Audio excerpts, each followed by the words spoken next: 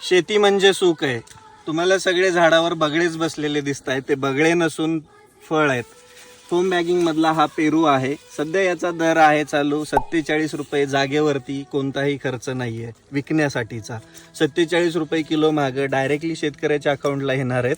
ही बाग बघा तुम्ही, काय अजून काय द्यायला पाहिजे ना शेतीने. सोन्यासारखी शेती पिकते आणि ते सोन्यासारखंच आपल्याला धन पण देते. या बागेमध्ये बसत असताना आनंद एकच आहे, तो म्हणजे आपण करून दाखवलंय, शेतकऱ्यांनी करून दाखवलंय. हे करून दाखवण्यासाठी याच्या मागे खूप मोठा संघर्ष असतो, पण तो संघर्षच एक दिवस यश घेऊन येतो आणि ते यश कायमस्वरूपी आपल्या चेहऱ्यावरती हसूच ठेवतं. आणि याचं हे जिवंत उदाहरण म्हणजे ही बाग आहे, हे शेतकरी आहेत.